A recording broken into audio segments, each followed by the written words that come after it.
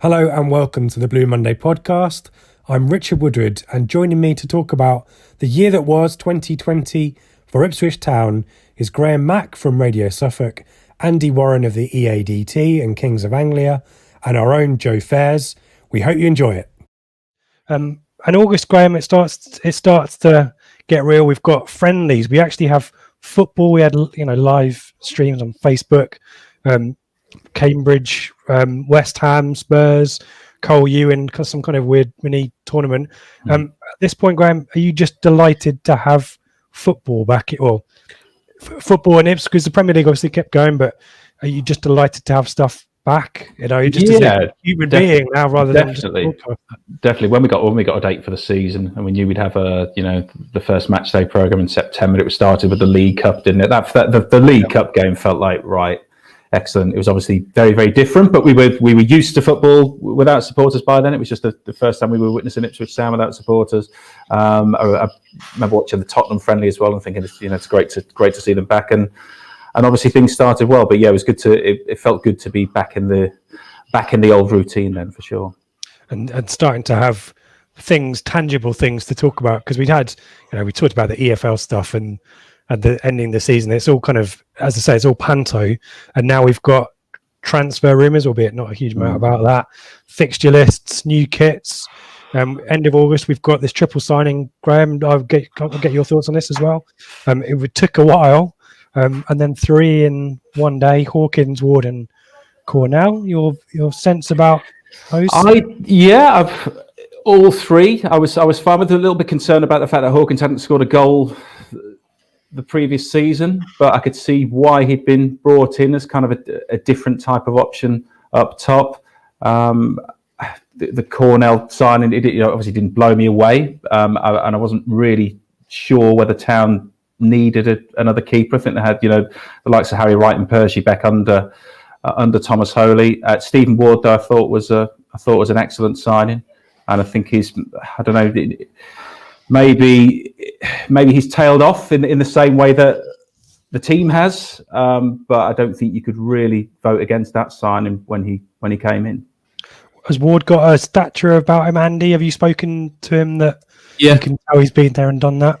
Yeah, you can tell, genuinely can tell that he's been he's been a lot higher. He's played international football. He's played a lot of Premier League football. He carries himself like that kind of guy. And I felt the same as Graeme when that deal got done. They'd had a dance with Luke Garbett all summer, which obviously didn't end up happening for Ipswich. I would imagine he probably regrets that, not taking what was there for him. But then if you go and they moved quickly after that, got Stephen Ward in, and he ticked a lot of boxes, as did Cornell and Hawkins. They were kind of like squad filler, weren't they? They were holes, slightly different types that maybe filled in a couple of gaps without blowing you away, and that's what that day felt like. They kind of just filled out the squad with what was missing and retool and go again. That's what it felt like that day to me.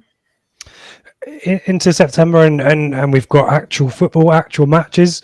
I do need to just preface this, and I'll go to Joe on this as well. Here's some quotes from the press cuttings that I've managed to gather in doing actual proper research. Stuart Taylor: pre-season was good, but mistakes must be eradicated. Lambert: the owner's more hands-on involvement benefits everybody. Lambert: do I look as if I feel under pressure?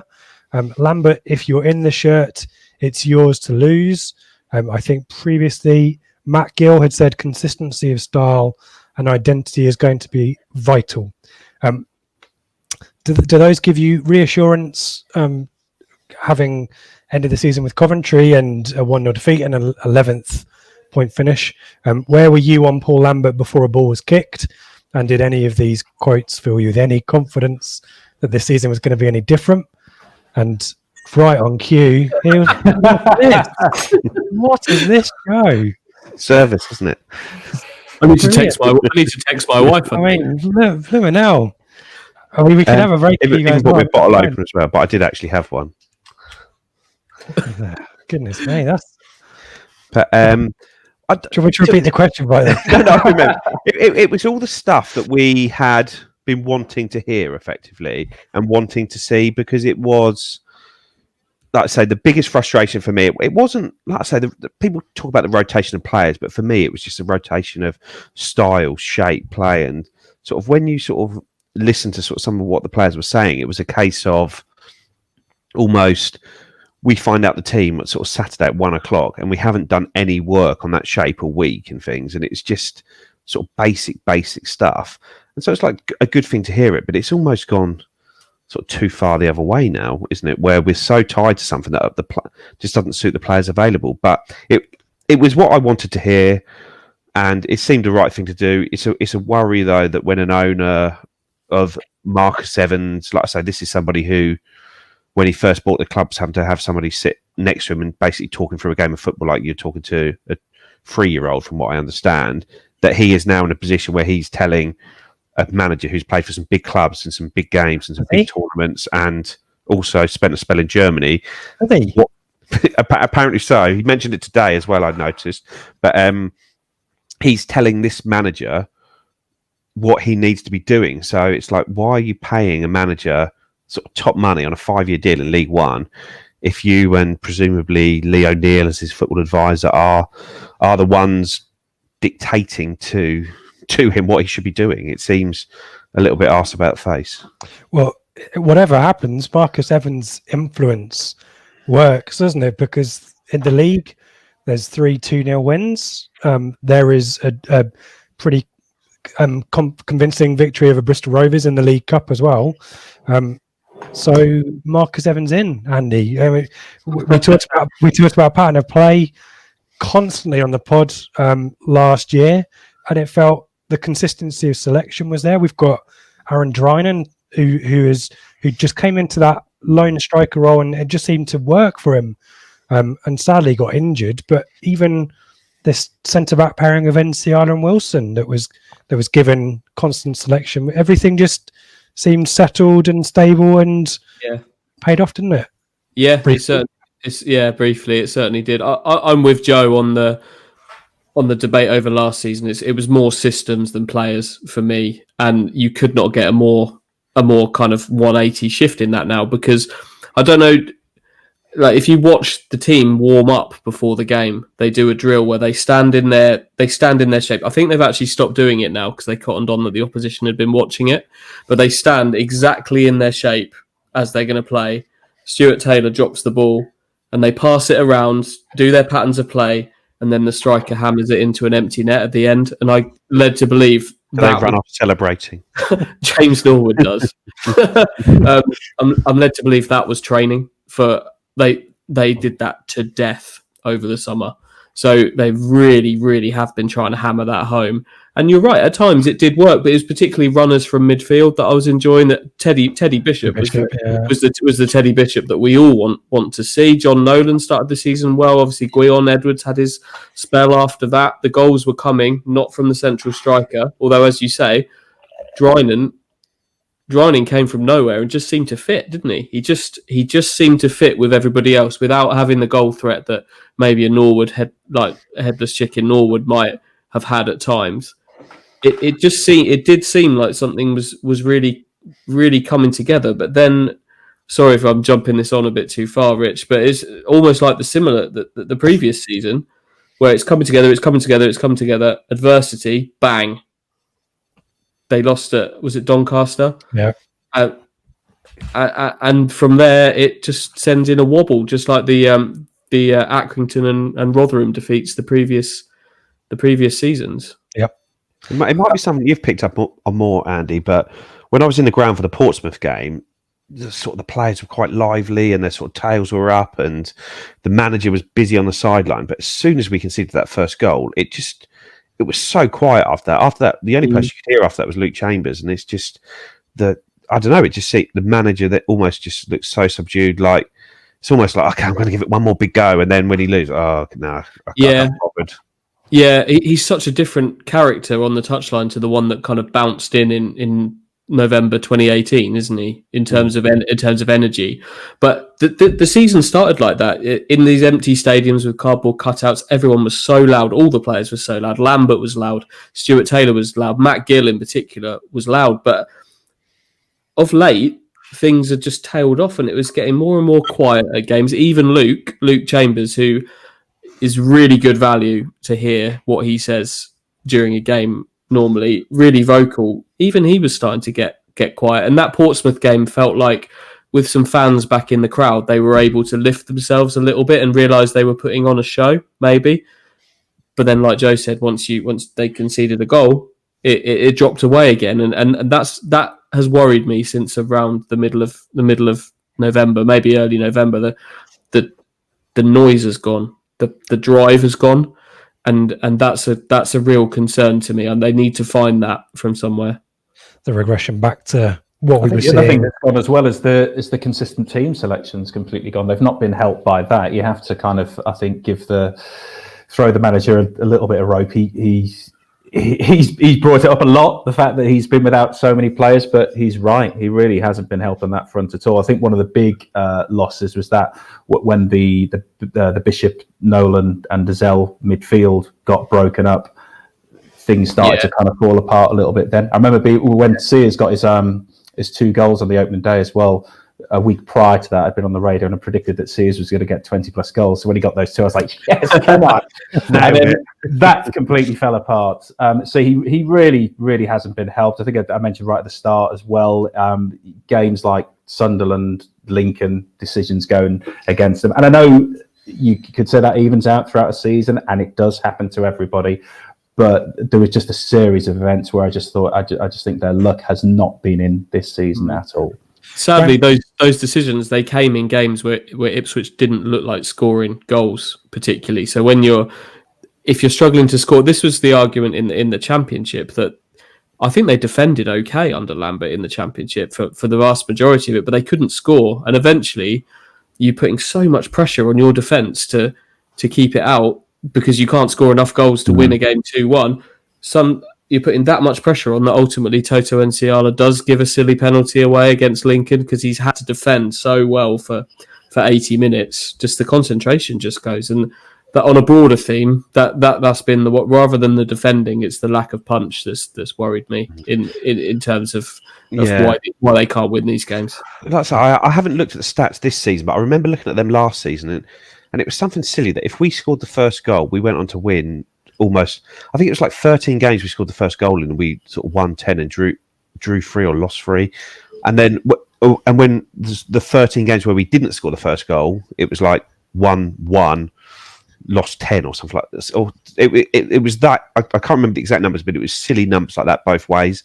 And it just shows that the defence they're just walking on a tightrope the whole game, knowing that if they concede a goal, basically it's game over. And it's the same now as it was then. I know we've come back to beat sort of Shrewsbury the other week, but it's, like I say, they're few and far between. When we go 1-0 down, and like I say, the attack do not get us out of any holes, really. I was going to say, it's mitigating circumstances. There was some of that luck that Graeme was talking about, that free cone goal that got us back into the Shrewsbury game because we were huffing and puffing in that one. I mean, Graeme, I just wanted to... whether the September we're top of the league. Lambert wins Manager of the Month, I believe, or is that in October possibly? Were you having people on saying this is our season, this is our year, or was there still?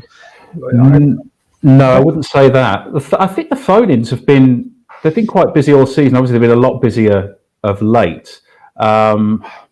Nobody was really coming on saying, "Oh, we got the manager wrong last season." I've always felt actually that even with the good start this season, because of the way things ended last season, because of those strange series of interviews and the 5-year deal at the turn of the year, I always felt like some people were just we've just been waiting for that one defeat, that one occasion for it to go wrong against a more worthy opponent, as it were, one of the so-called top teams in the division, for the wheels to potentially fall off, not just with the team, but with kind of the people listed in as well. And straight away off the back of Doncaster, it was almost like some people had forgotten, the previous few weeks when Town were doing really well and they got themselves back up the top. But the minute things started to go wrong, it's like, right, we can kind of have a go at him again, is what it felt like. It reminds me of Mick's last season, where we won the first 5 games and we lost at home to Fulham, who were like the title favourites, and we were like booed off the pitch after we were still probably in the top 2 of the Championship, and we sort of booed off the pitch because we lost at home to Fulham. And I think it was just at that point you sort of realise too much damage is done, and I say we only follow Ipswich, so we don't know all the clubs. Andy might know a bit more from his time elsewhere, but I just cannot remember a time where a manager's been so far gone effectively that they've managed to come back and turn it around from there. Yeah, it doesn't have that sense, does it? And I also think we're a bit of a knife edge though, because I do get the sense, while I genuinely, if that's true, some people were kind of waiting for a 4-1 Doncaster defeat so they could get the knives out again. I think we've reached a really interesting point in recent weeks. After we've had 4 halves of football at Portman Road since fans returned. Town have been booed off for 3 of those, but they got over the line against Burton in the end. And I kind of sense that if there can be a victory in the next game against one of the so-called bigger rivals, or we can get 1 or 2 of those, I think things will start to turn, because you look at the results we've had recently. I mean, the Shrewsbury victory, that phone-in felt like a defeat. We've just scraped over the line against Shrewsbury. They can't do anything. This Ipswich Town team is rubbish. Shrewsbury have gone on to beat Hull and Lincoln. People are starting to see this. They're currently 1-0 up at Doncaster with 10 minutes left. There we go, live reports. This is good. It's such a strange division this year. It really is. It was much more predictable last season. I think it's so strange. Town are actually the most predictable team in the division, because you know that if you're 9th or below, you're going to get beat by Ipswich Town. If you're above that, you're probably going to win. You're going to at least get a point out of the game. Everybody else is so unpredictable. Hull have shown that in recent weeks. They've gone off the rails. People are starting to think, actually, we can just a couple of wins against those teams above, then it might turn. If Paul Lambert can get them soon, then I think I do genuinely believe he can possibly turn it around. Is Fleetwood that game, coincidentally, on because we've lost? I mean, we're skipping around now, which is fine. I'm totally fine. Northampton and Wimbledon is now postponed. But let's say we negative tests and all that kind of stuff, and we come back. Fleetwood, I guess, aren't probably at that point going to be in the top 10, maybe, I suspect. But no, I don't know whether Fleetwood are seen as one of those teams now. I think it's a scalp, I guess. I think it's interesting the way the table's sort of fallen because of the fixtures. It's a very strange season with regards to teams missing games. And after we beat Burton, Lambert sort of came out quite bullish and sort of, we're 2 points off second, or wherever we were in the league, we're 5th with all these injuries. But then obviously the weekend happened and we're now effectively dropped down to 6th. But none of the teams above us, 2 of them have got games in hand on us and they're above us. And we could come out of this 2-game postponement, be 9th or 10th in the league, without really having any games in hand on the teams above us. So where the league table was sort of maybe artificially doing him a favour previously, it now may be almost artificially hurting him as well on the other side of it. Like I say, if we're 10th when we play on January the 2nd, whoever that is, and we lose that game and we're stuck down in 10th, maybe that is a point where Evans starts to worry about the top 6. We're close to kind of finishing off the season in terms of the results and stuff like that, which is fine. There's a few bits and pieces of news that I just wanted to chuck at you and get some views on. We've obviously missed out on some of the loan signings, McGuinness and Keenan Bennett's join, obviously in the October window, I guess, as it was. The injuries start to kick in. We've already mentioned Drinan, and then Norwood is out in October. Scouse has been out and is expected to be back for a month with a minor op and not been seen since. In October, Kane Vincent-Young was still a month away. We've got the League 1, League 2 rescue package. We've got Project Restart. I mean, we've talked about these on the pods as well. Lambert was the manager of the month for September. I've mentioned that. But there's 2 bits of news here, which I guess before we kind of get into the more angsty stuff, Luke Chambers becomes, I think he's either the top 10 or 9th all-time appearance maker for ITFC. And also at a similar time, Kieran Dyer returns as under-23s coach. Andy, you said before that Luke Chambers is someone you want to hear from. I mean, a true servant who possibly doesn't get the credit from the wider supporter base that perhaps he deserves. He's always going to be, the context is always going to be an asterisk against his name in some people's eyes, isn't it? Which is his fault. I think so. I think we've heard about Luke. Other people have said of Luke that he has taken too much on his shoulders at times, has taken too much responsibility. He's the guy that dishes out all the players' tickets for like family and friends tickets. He's the guy that does that. He organises like social stuff. But I think he also takes on too much of Ipswich Town's baggage on his shoulders. Yeah, he's been here the whole time. He's been here this is his 9th season, I think. So he does come with some baggage of the past, but for me, he's been one of the most consistent players that Ipswich have got for the 3.5 years that I've been covering the team. Be that at centre back, be that at right back. I think he's been an excellent servant to the club, and while he'll never be revered in the way that Matt Holland, Marcus Stewart, and then obviously the boys of 81 will be. You can't knock the service that man's given to the club and how much he cares and how much of both his life and his self he has given to the club. It's genuine. There's a lot of bravado there with Luke. He's got a layer of there's an ego there, but it's a likable one. And I personally think he's been an excellent servant to the club over a long time. I'd second that completely. And I saw after the Charlton and the Hull defeats, a fair few people saying, well, "Where's our captain? Why isn't he, fronting up and facing the press at this point?" You could never accuse Luke Chambers of not, standing up and being counted. I completely echo that. And also, if you have to pick like a player of the season. He's one of those. Luke Chambers really gets injured. He's always so many potential contenders for player of the calendar year. You kind of think, oh yeah, but they missed that chunk of the season. They missed that month because of injury. Luke Chambers is always there. I sometimes think you talk about him taking on too much. I think he I don't want to say he feels losses and he feels the hardship too much as well, because you've got to be upset with the defeat. You've got to be upset when things go wrong for your club. But when Ipswich Town don't get a result, it really, really hurts Luke Chambers. Yeah, you can see the body. This club, 100%. This club means so much, and there's nobody that will want to succeed, the club to succeed more than Luke Chambers. And Joe, Kieran Dyer returning at the under 23s, and what that might mean longer term. Again, I've got involved in some Twitter debates about Kieran Dyer's merits, and a lot of people want to put Kieran Dyer down as well. But by the sounds of it, he's really well thought of behind the scenes. Really excellent article about him and Terry Butcher on TWTD, wasn't there? What, as someone who follows a lot of the academy goings on, what's your thoughts on Dyer returning? Well, I think it's great personally.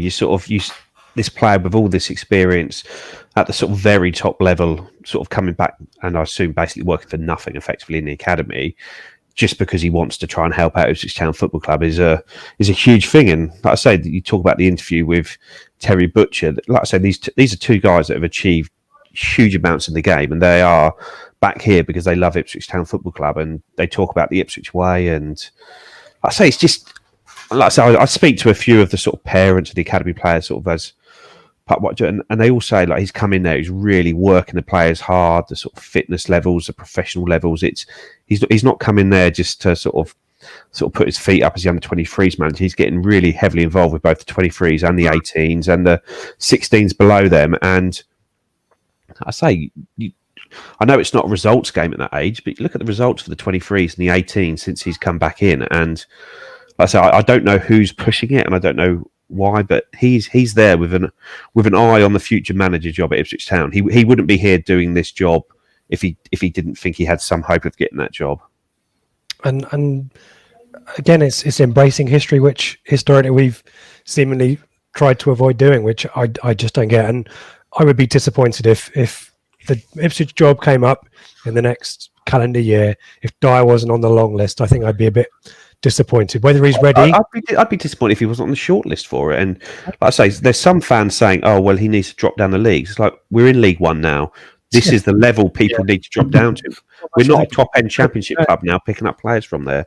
Yeah. This is where we are now.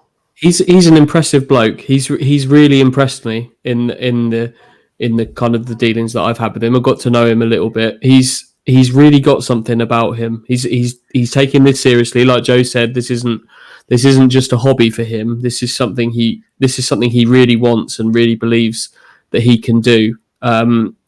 Whether right now he'd be ready for it, I don't know, and he would definitely need some experience alongside him. But I could see him managing Ipswich in the not too distant future, certainly. And I think he would be someone that everybody would get behind, and he would be someone that could help move this plan that we've heard so much about.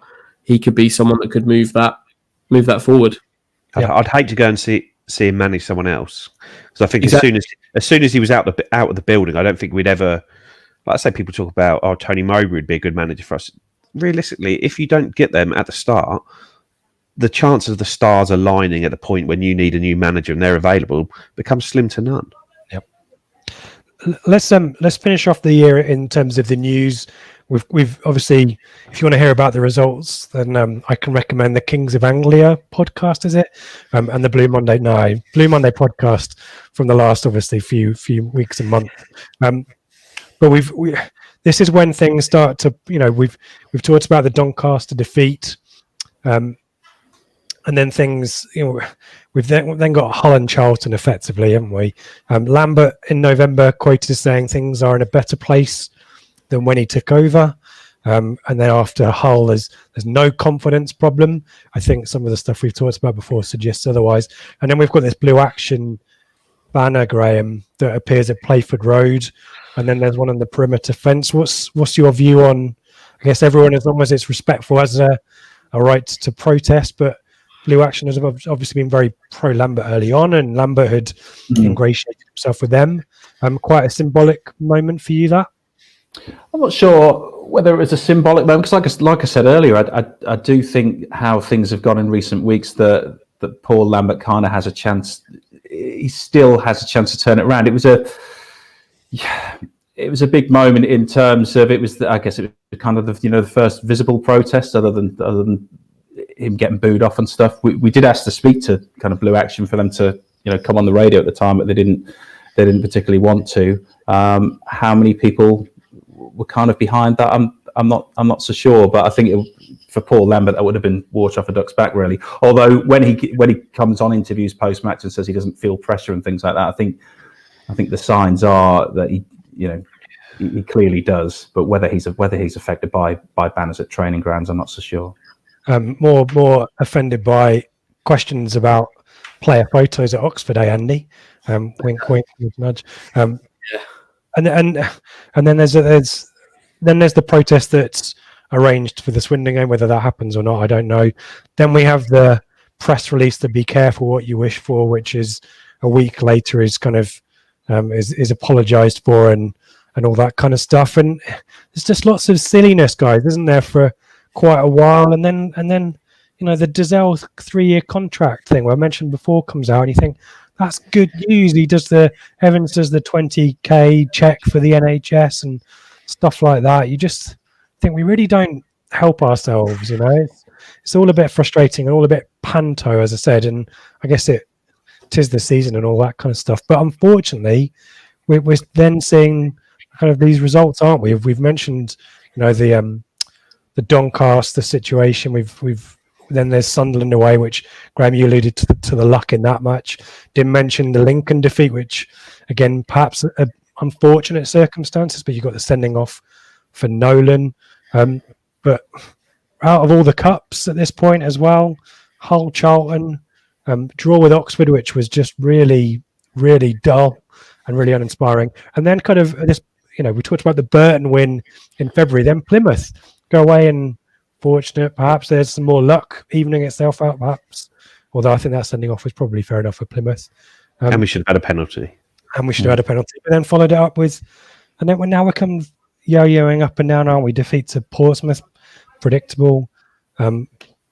Burton, got there in the end, and now we're kind of back into the C word kind of panto. But you don't. I guess my question to all of you before we've kind of got some questions just to sum up the year.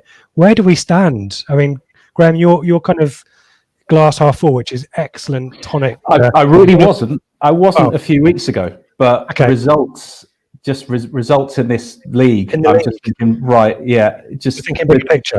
Shrewsbury have completely turned the season on its head for me. They sacked the manager after we beat them, though, didn't they? So they have had a change. Yeah, but I just look at the results of the beaten top teams. It's giving me hope. It's giving me hope that everyone's as bad as we are. Yeah, and the teams at the top are going to drop more points in Town. Just if they could just get a couple of wins against these other top teams, that there is potential for them to sneak in. I did say at the start of the season, somewhere in the playoffs is where I'd like to think Ipswich Town might finish. And a couple of weeks ago, I said there's just absolutely no chance. But the way things have gone of late, I still think there's an opportunity, especially with players coming back for Town. I think, although it's not great at all what's happening at the moment, and we're going to lose some games due to the pandemic, it might not be the worst time in the world for Ipswich Town not to be playing football. And when we get into the new year with a couple of players coming back, they could really have a go at this. Yeah, Andy, the injuries, Graeme's mentioned that as well.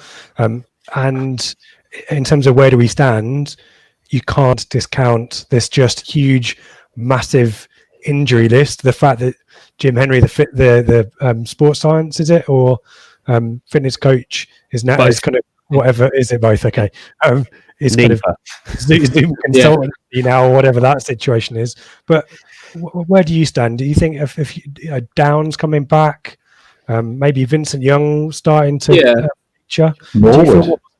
Ward? Yeah. I don't really know why, but I do feel a little bit more positive than I did a few weeks ago. I'm still struggling. I'm still struggling to feel that they can turn it around to the extent that they're going to need to, both on the pitch and sort of in the court of public opinion as well. But for some reason, I am starting to feel that a little bit more positive. But the overall feeling is that they still haven't answered the questions that were left over from last season. So it just feels still in limbo for me. My opinion remains kind of floaty, limbo land, that I haven't had the questions answered that I wanted answered from hanging over last season. But I do also hope that Flynn in particular coming back, Vincent Young's a new dimension. If they can get back, and even someone like Gwion Edwards, who hit a nice little run of form, didn't he, scoring goals, that they can maybe get something going in the new year once they can get that team. Because I'm not sure Lambert's put the team out on the pitch that he would choose to play every week at all this season.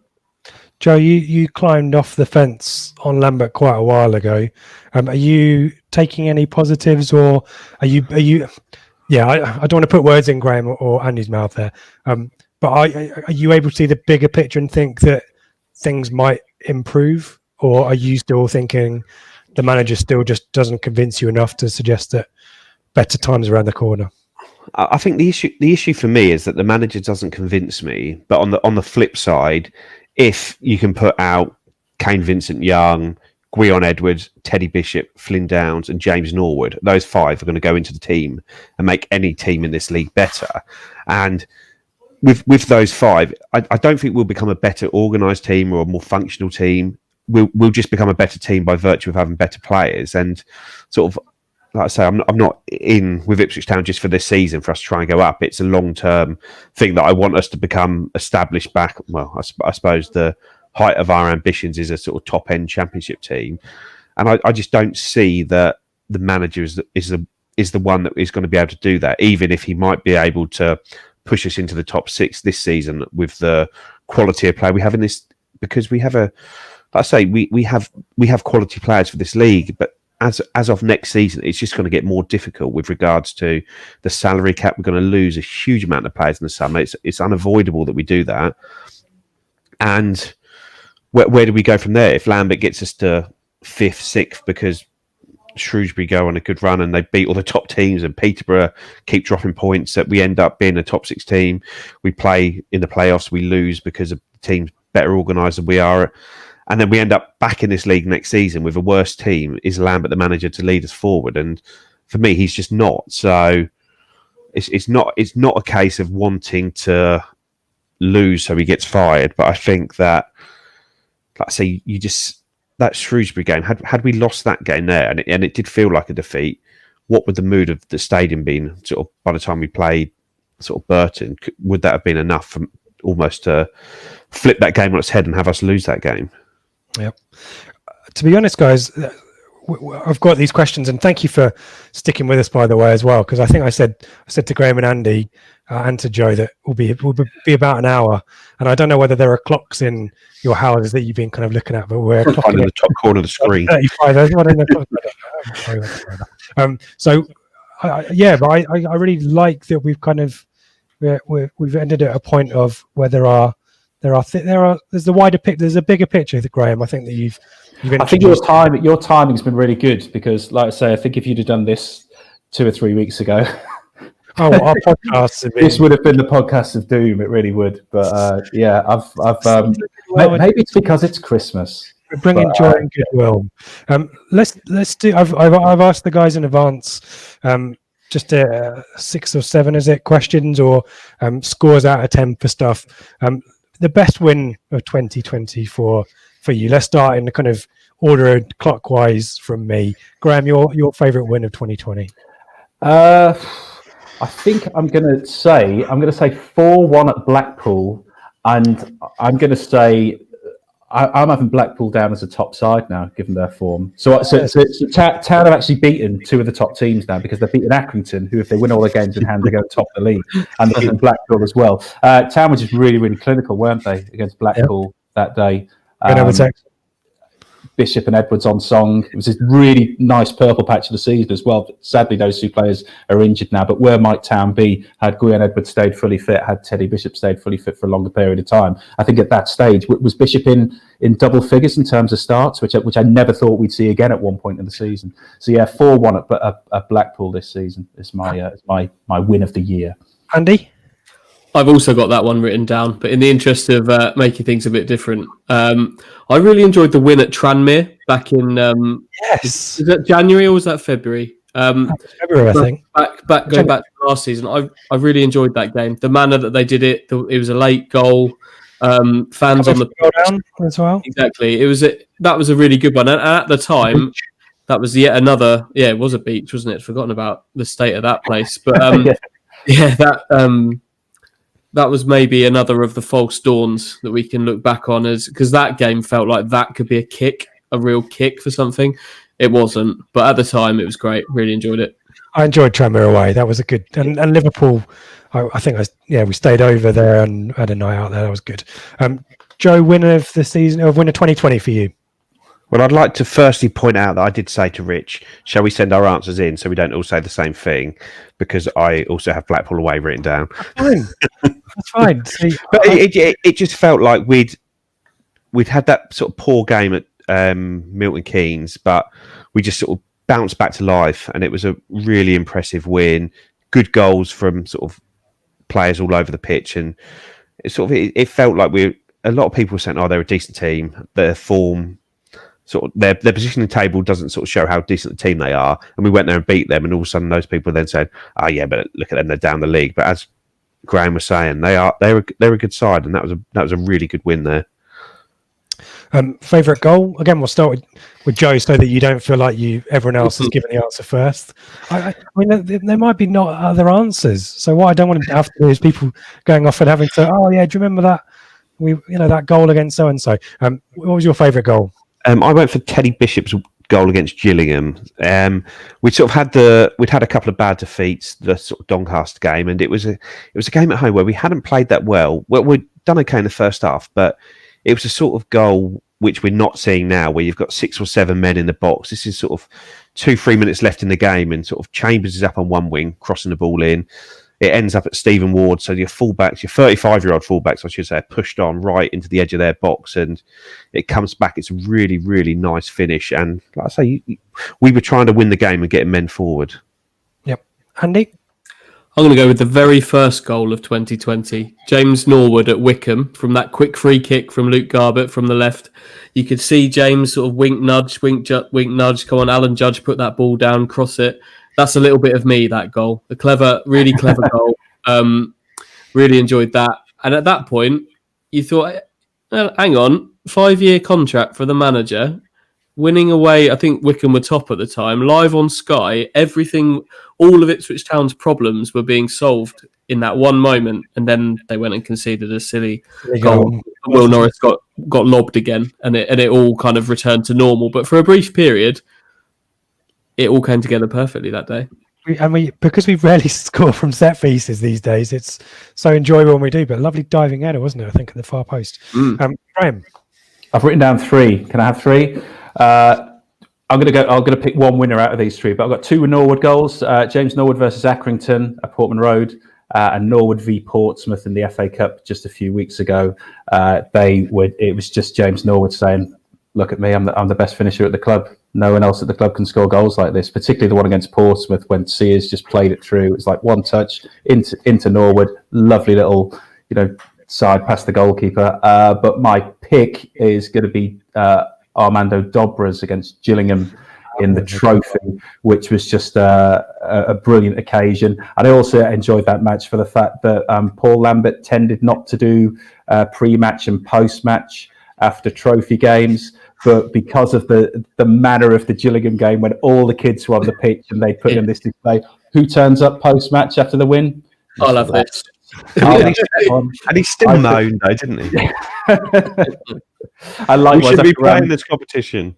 When they won in the Youth Cup the other week, coming back against Fulham, I noticed in the pre-match presser for the following senior game, he was asked about the win, and Paul Lambert pointed out, well, some of these players that were playing against Fulham, they've been in the first team, and you got to think about the manager that puts them in there. But yeah, I'll go for Dobra against Gillingham. That was a great occasion. I can't believe no one's picked Chambers versus Blackpool, so I'm just going to chuck that one. Very good as well. That was my 4th.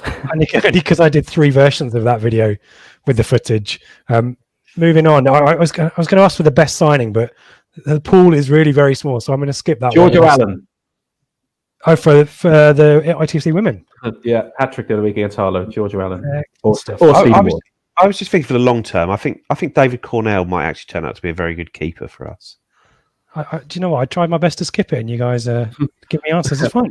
My answer was going to be Dazell's new contract, because I couldn't bring myself to pick any of the others.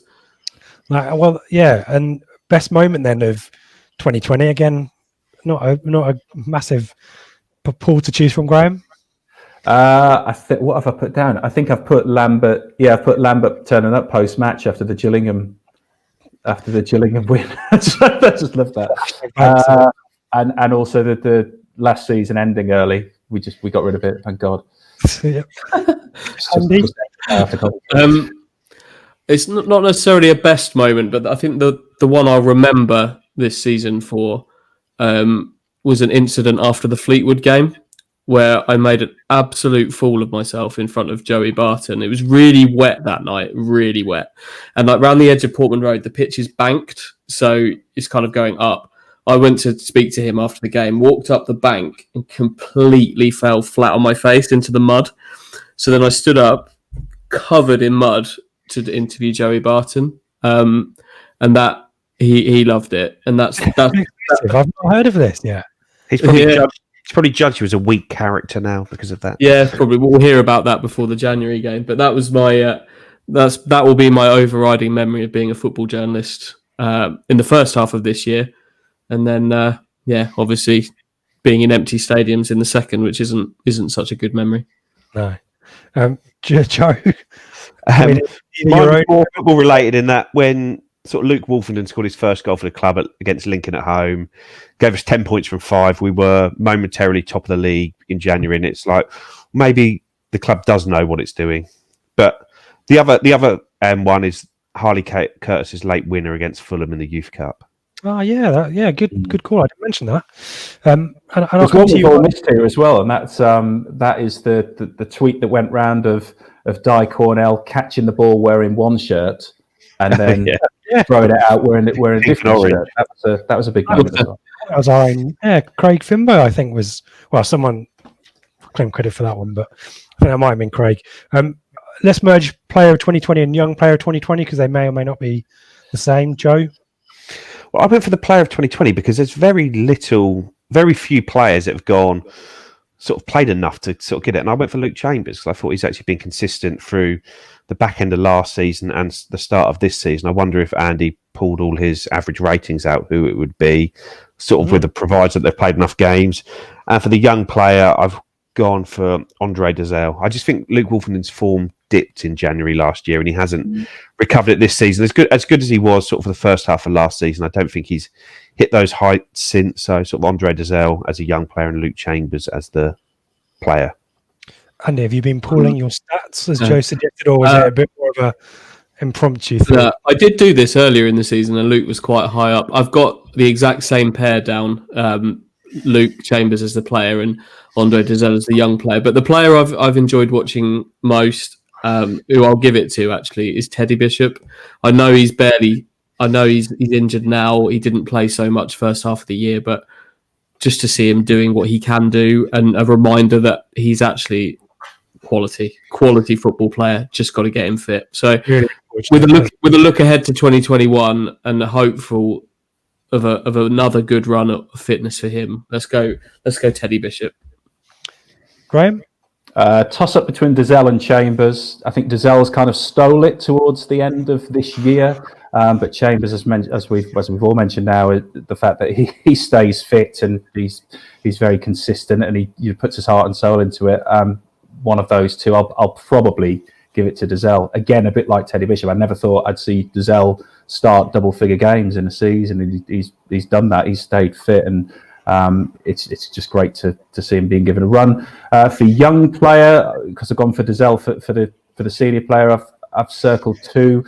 I think I'm going to give it to Armando Dobra. I know he's not played a great deal, but he excites fans. We're so pleased that he hasn't gone out on loan anywhere and that he's finally maybe shown signs that he might break into the team. Not many players can score goals like he did against Gillingham, albeit, yes, it was a trophy game against weaker opposition. The other one who I've been really pleased for this season, I think he's looked good when he's been involved, is Brett McGavin, particularly in the third round FA Cup clash against Portsmouth. McGavin, Yep. but I'm going to say Dobra. First round. Sorry, did I say third? Oh wow. I'm just going to say Dobra for that reason. I think when you see Dobra's name on the team sheet, you're like, all right, we're going to be entertained at some point. I had McGavin down as well because I think, he's had a couple of really good appearances and some set pieces that I quite like. Yeah, set pieces, very good. And I had Andre Dazelle as my player because he just does stuff that no one else in the team, I think, can do. I might do this as an auction for the next few. These are rate someone out of 10. We'll start with Paul Lambert. We'll rate the manager. I'll start at a 5. Anyone higher than a 5? Yeah, I'm going to say. Can I do a 6.5? You can. I can have decimals. That's fine. 6.5. Joe and Andy, were you below a 5 or were you 5? Below. Oh. Yeah, I was below. I didn't realise we could do 0.5s. Can I go 4.5? 0.5, Joe. I went for a 2. We've lost more games than we've won this year in League One. Just about, yeah. I didn't do 2020. I thought they won 14, lost 13 in the calendar year. Well, Yeah, with 5 close draws. enough. Win percentage of 44% overall for the year. 1.5 points per game. 3. It's mid-table mediocrity, isn't it, in League One? 2. Yeah. With a hell of a strong squad. I will say my 6.5 is from the start of this season. So I guess if I'm doing it for the year, it would be below that. Maybe it'd be. You've got 5 points. I'll stick with 6.5. I'm staying there. That's what I said. Yeah. I'll stick with it. Stick with your convictions. Marcus Evans. I'll start with 5 again. Anyone higher than a 5 for Marcus? I went for bang on 5. And we're all a little bit. No, I was above 5 actually. Andy? Yeah, I went 6. I've got on my bit of paper pinned to my wall. I've given him a 6. Obviously, the big thing he'll be questioned on is whether sticking with Lambert. I'm going to say that the 5-year deal was done before the start of 2020 because it just wasn't signed. But I think in a year where the club has faced real financial challenge off the pitch, I think while he's not always made the right decisions, and he certainly needs to work on his public output. I think in terms of maintaining employment and keeping the club. Well, we haven't worried for 1 second about the future of our club, have we? Not once. And this year of all level, years. It's talking about a £10 million hole this season, isn't it? That he's having to fill. Yeah, and that's still the case. Like, it's costing. Yeah, they're still very much in that position. Everything else, it'd be below the 5. If it wasn't 2020, if we weren't talking the banned the C word or the V word, whichever one it is, we'd be below the 5. But I think this year I'll give him a 6. Graeme? Scrapes a 5, I think.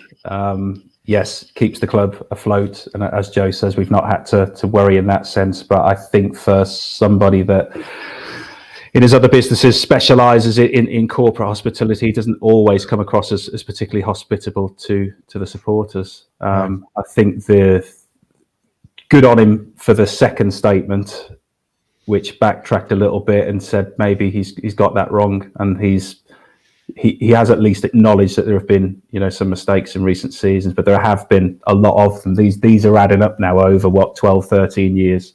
13 years pretty much as of now, I think, as of the day we're recording. Scrapes a 5.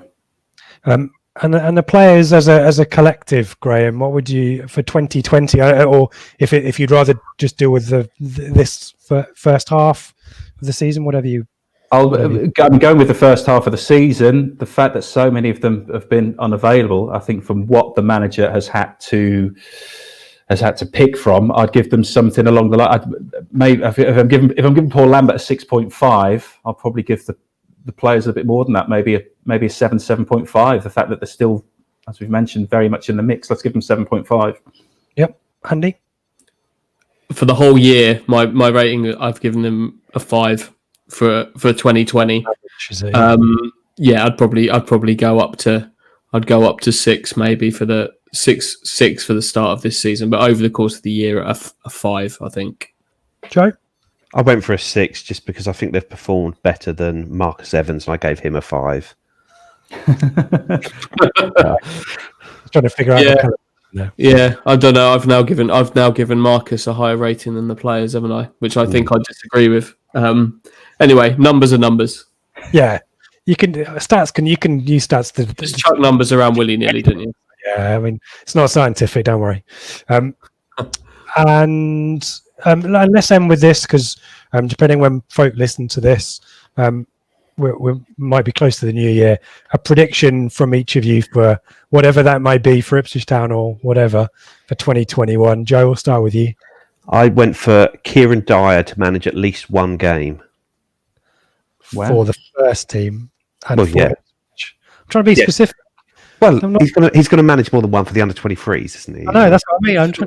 Yes, Kieran Dyer to be the first team manager for at least one game, whether that's in a caretaker basis or whether that leads to more. Okay. Andy?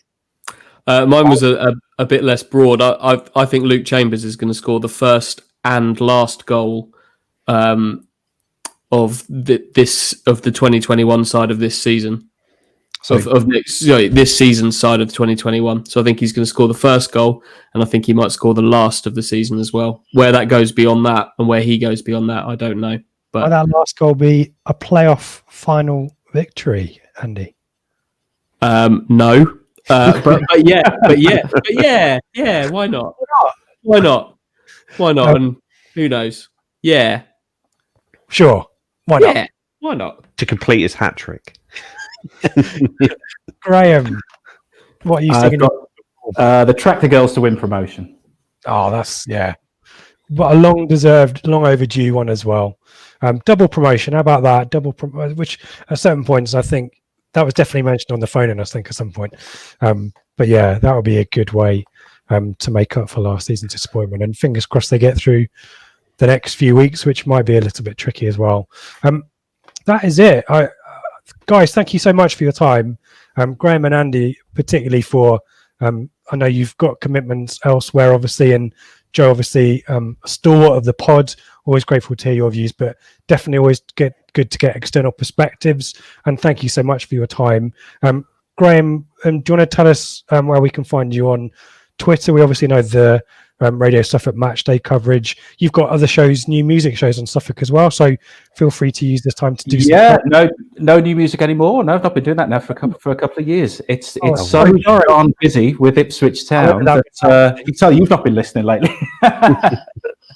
No, on Twitter it's GMac Suffolk. I'll be back on the radio on Boxing Day when we won't have any live commentary, as it were, but I'll kind of be running you through the state of play in League One. We won't even have any non-league football on Boxing Day, so it's going to be a very, very different Boxing Day for me. But yeah, that's where you'll find me. You'll find me on match days. You'll find me on Thursday nights and New Year as well. The Thursday night Sports Social from 6 till 10. So we have an Ipswich Town hour, we have a non-league hour, and just sport across Suffolk in general. That's grand, and always presumably keen to get people on the phone in post-match as well. 100%. Yeah. No, the more the merrier. Everyone welcome. Good to hear new voices on there as well. Fantastic. And Andy, we know all about your Kings of Anglia experience, but you guys have got a special that you're. When we record this tomorrow, you're going straight into another one, aren't you? Yep, double header. This is going out Boxing Day, right, Rich? Is that the idea? Going out whenever at some point. Whenever. So our one may or may not already exist by that point, but if it does, you can find it. If it doesn't, it's still to come. But yeah, we could. I don't know what our pod schedule is over Christmas and New Year, but I will be doing much like Graeme is and filling the gap without football with some stuff on our website. So yeah, give it. to be confirmed.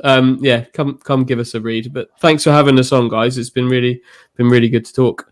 Yeah, and your tweets, your Twitter handle, is Andy Warren with an underscore at the end because someone's already nicked my my actual name, but they don't use the account. It's really irritating. I've tried to get it back, but I've been trying to get a blue tick. That's where the checkbook cash is going to go. Euros for 21, and just yeah, we'll see.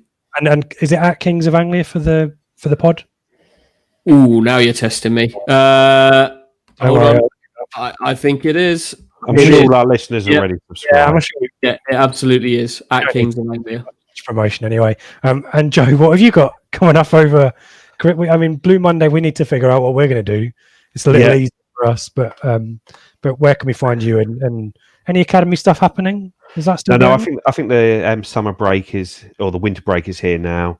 That the 4th round or the 5th round of the Youth Cup draw, whichever one we're in now, has been, and we either play Swindon, Bromley, or the Metropolitan Police. I think the Met Police face Swindon, and the winner of that tie then faces Bromley, and the winner of that tie then faces us. But on the same night we were beating Fulham in the 3rd round, AFC Sudbury were beating Bury Town in the 1st round 7-0. So it's the competition because of COVID has sort of gone all over the place, but we're in a really good position in that competition, and that was a brilliant win against Fulham. Yep. And we can find you and your academy Twitter at Joe Fairs and at ITFC_academy. Excellent. And you can find all of our stuff in the usual places at Blue Monday ITFC, Blue Monday Pod Team on Insta, on Facebook, all sorts. And we'll figure out at some point what we're going to do about podcasts, given the lack of fixtures over Christmas. But this is clocking in at 1 hour and 58 something minutes. So we've done a bumper, maybe 58 minutes more than I thought we were going to do. So again, thank you to Graeme. Thank you to Andy. Thank you to Joe for your time. Belated or Merry Christmas whenever you're listening. Happy New Year. And here's to 2021 being a little bit more jovial, more chilled, more relaxed, less crazy, less of the C word, less of the V word. Fingers crossed for a double bubble promotion next year. Likewise. Merry Christmas. And yeah, it's great to be involved. Appreciate you having us on. Thanks, guys.